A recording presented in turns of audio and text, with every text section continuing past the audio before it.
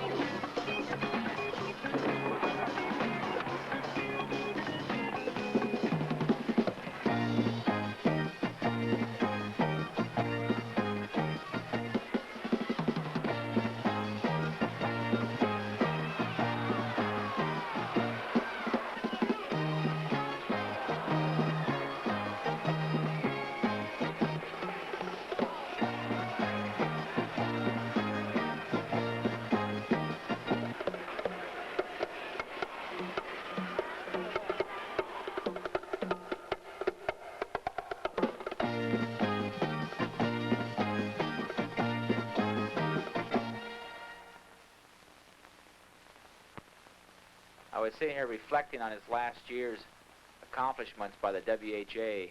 Many critics felt that we would not make the full season with 12 strong franchises. Of course we have, and now we're entering our second year, looking forward to even a better and bigger success in the first year. We had season attendance last year that exceeded our expectations by almost double. This is one of the rewarding things that we received as in the management position of the league, having the fans accept the WHA as Major League Hockey in its first season. They wondered what kind of players we could possibly come up with, and our all-star team showed them. We had such players as Jerry Cheevers, Ron Ward, Danny Lawson, Wayne Carlton, Tom Webster, Ted Green, Johnny McKenzie, and the Golden Jet, Bobby Hull. The Bobby Hull story has to be one of the most exciting stories in sport. Hull is probably the most idolized player the game has ever known. After 15 record-filled years with the Chicago Blackhawks, Bobby Hull joined the World Hockey Association by signing a multi-million-dollar contract that made sports history. The WHA scored another first-year coup by signing network television contracts in both the United States and Canada, something that no other major sports league had ever done before. But according to Gary Davidson, the high point of the season was the new league's acceptance by the fans. What the fans saw, they liked. They came in increasing numbers, pouring through turnstiles from Boston to Los Angeles, Alberta to Quebec. Over 3 million of them in all, more than twice what the critics agreed would be a good first year's attendance. Even more significant is that the attendance figures improved as the season progressed. And now, with more stars coming into the league, Gary Davidson looks for that trend to continue. I especially want to thank you fans in New England who have helped make the New England Whalers the #1 team in the WHA. And now let me return you to Jack Kelly. We wanted our strength to be at defense and in the goal, and I think we have been successful in that. I think the fellows who are back at defense and in the goal have done a remarkable job for us. Fellows like Brad Selwood. Selwood came to the Whalers from the Toronto Maple Leafs, but besides being a rugged defenseman, Selwood is a man to be reckoned with on offense. He possesses an excellent shot. During the season, he scored 13 goals and a total of 34 points. He scored another 3 goals and 8 points in the playoffs.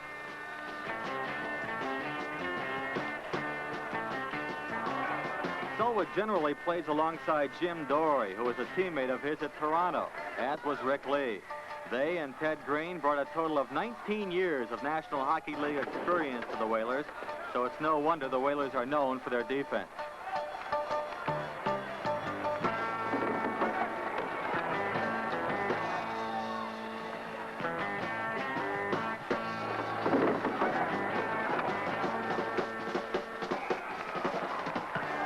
Rick Lee. Rick comes to play hockey every night. Guaranteed 110% performance, extremely tough in the corner, meets the play well, a real spark plug. Certainly one of our finest performers this past year. Kelly played Lee alongside Captain Ted Green, and no two defensemen were ever better matched.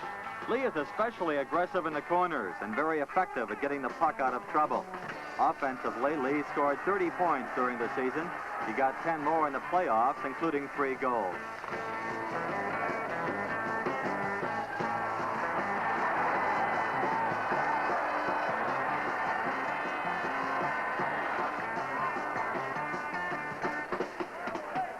Jim Dory.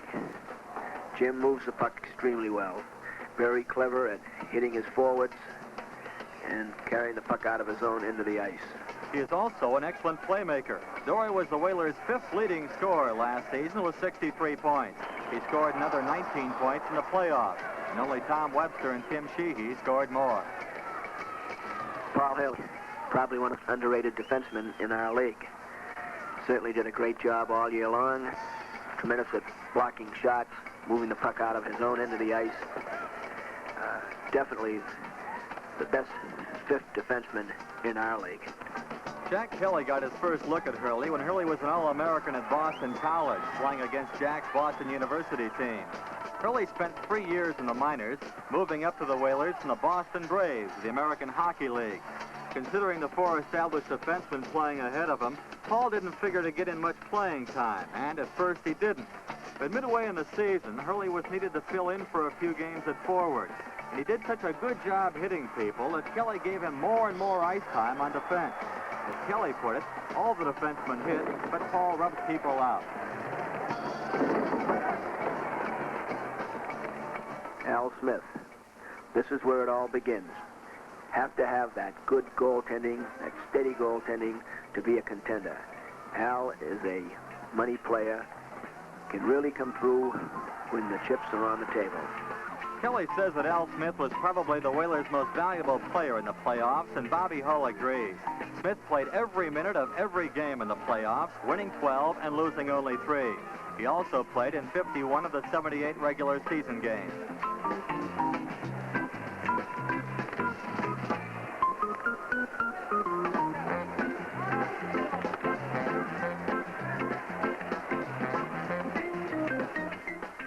Landon was back up to Al, did a tremendous job all year long, came in with some great key performances. Young goaltender with a great future. Without good, solid goaltending, the team can never be a champion.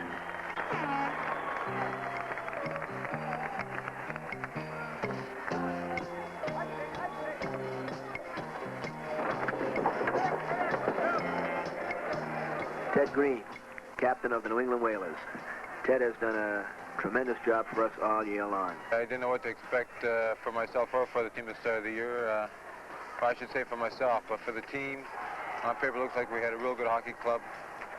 A lot of experience on defense and goal and up front, and we were expected to have a real good year, and we were expected to finish in first place, which is what we did.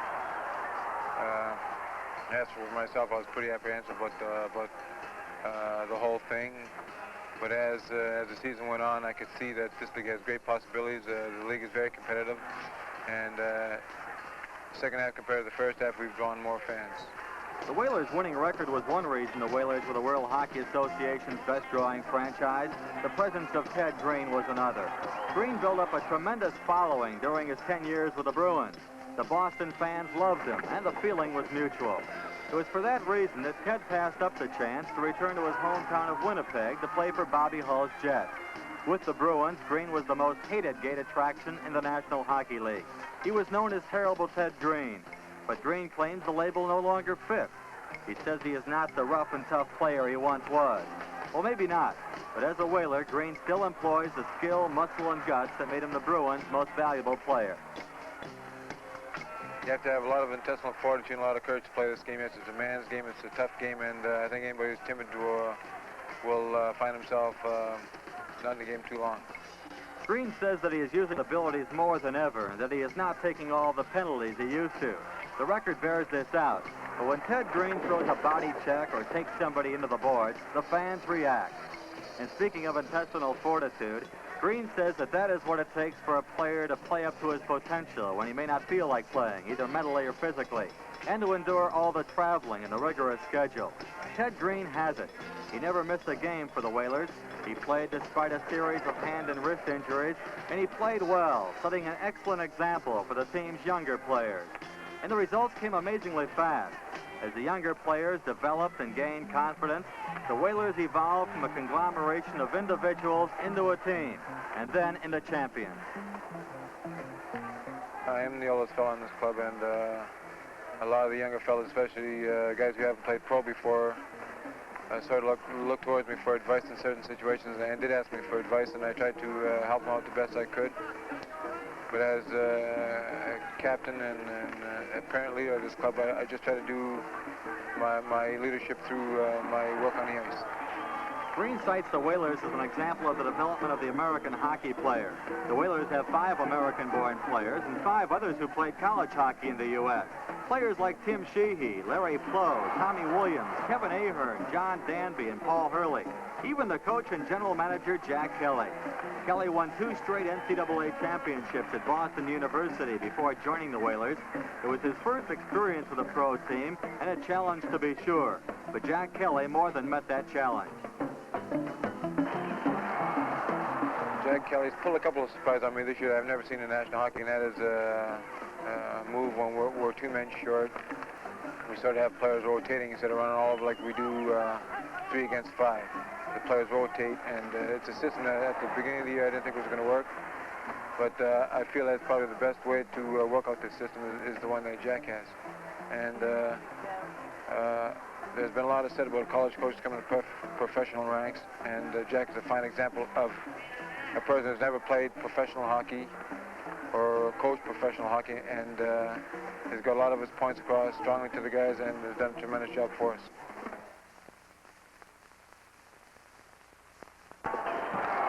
We were very high on Terry Caffrey, who was the American League Rookie of the Year last year. He's come into our league and had a great year. And that's putting it mildly. Caffrey was the World Hockey Association's Rookie of the Year. He scored an even 100 points, including 39 goals, and that despite a knee injury and a broken nose.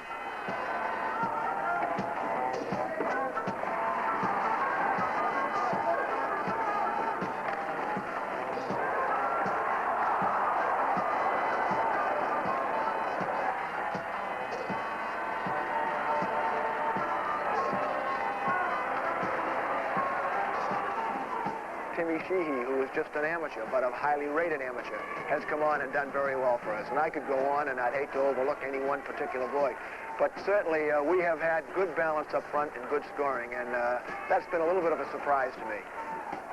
Sheehy scored 33 goals and 71 points during the season to become the team's 4th leading scorer in both categories, behind Tom Webster, Terry Caffrey, and Larry Plow. In the playoffs, Sheehy had 9 goals and 23 points, second to Webster's 26. Sheehy isn't afraid to throw his weight around either. For a first-year professional, Tim Sheehy came a long way in a short year.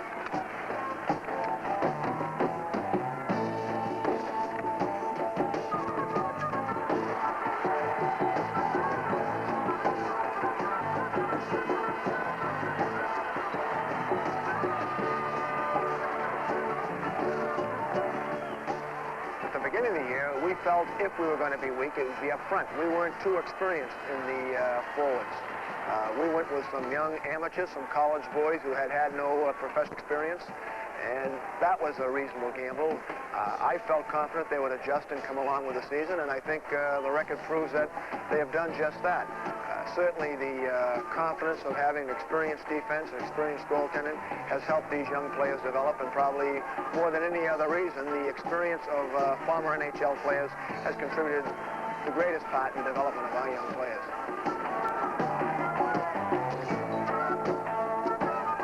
We were fortunate in making a trade for Britt Selby early this year. We had an injury to Johnny Cuniff, and that kind of shot us on the left side. We had a a surplus of defensemen if 6 or 7 is a surplus. And we did trade one of our young defensemen for Britt Selby, and Britt has been a real fine addition. And then late in the year, we were capable and fortunate enough to trade for Mike Byers, who's an experienced NHL player and has lent a great deal to our third line, has given us more balance there and a little more scoring, which has helped us over the stretch drive.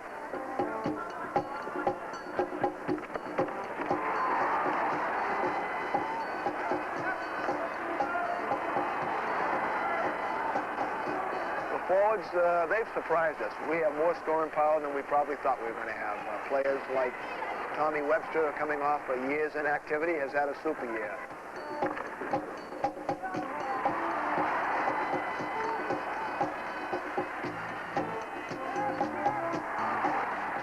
I happened to pick up my 50th goal. It's a nice feeling right now. It's nice to get, I guess, since we won first place, and we ended up in first place in the league.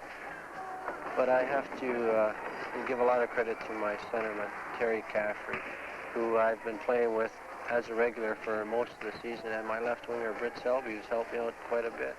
I think it all just boils down to the one word, is work. You have to work together when you're out on the ice, especially when you're on with a line. As we were set with my centerman, my left winger, we were set throughout most of the year, and we just worked together and worked hard at it so that we knew what we were supposed to do once we get out on the ice, and just kept working at it until the coach had confidence in us and we had confidence in ourselves to go out and do the best that we could. I think before you go out on the ice, you'd always look and see who's out there, who you're against. I think you'd be awful silly if you just went out there and not look around, see who's on defense, because you come down with your head down, you deserve to get hit. I think you just have to look around, move the puck, let the puck do the work. If you get hit, if it's a clean check, you don't mind. But it's a dirty check, well, you try and get evens.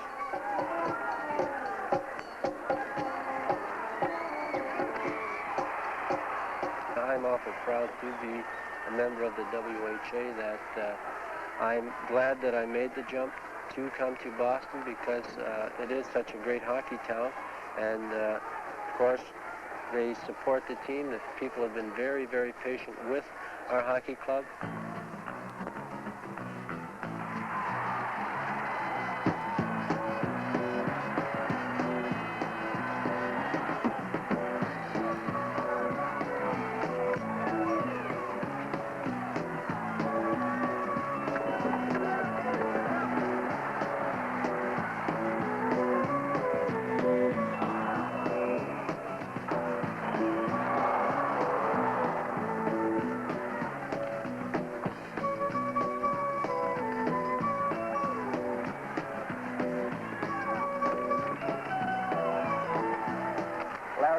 Who's a young player and has been in the Canadian system, never really having a chance to develop, has had a great year. I really enjoyed playing on the Jack. He's 100%. He's always working hard. He's just like a player. He's behind the bench. He gets involved in the game. He's always giving 100%.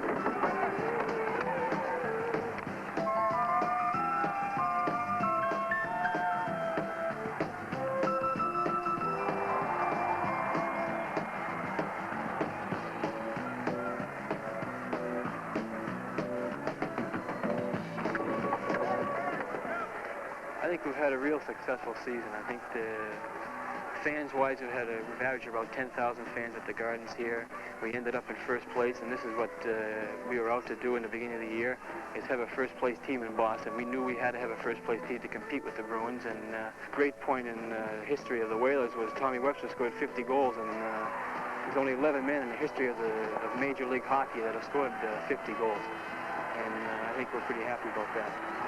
At the beginning, I'm sure that we had kind of an overflow of Bruin fans who couldn't get in to see the Bruins play and wanted to follow NHL hockey. But as the year went along, I could see these people kind of turning over, and I think now they're completely dedicated Whaler fans. And I only think our future is a real solid and bright one, as I'm sure next year, if we played all our games in the Garden or a facility such as that, we'll average better than 10,000 a game. The Whalers had the best attendance rating in the league last year, and their 30-year-old president, Howard Baldwin, was named the league Executive of the Year.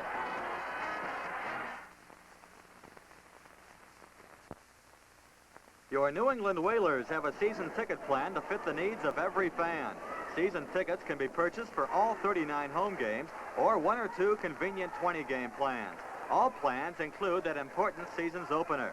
For the younger fan, a season ticket for 20 games can be purchased for only $60. All games will be played at the Boston Garden. For further information, please call, write, or walk into our ticket office, 17 Lobby, Statler Office Building, Boston.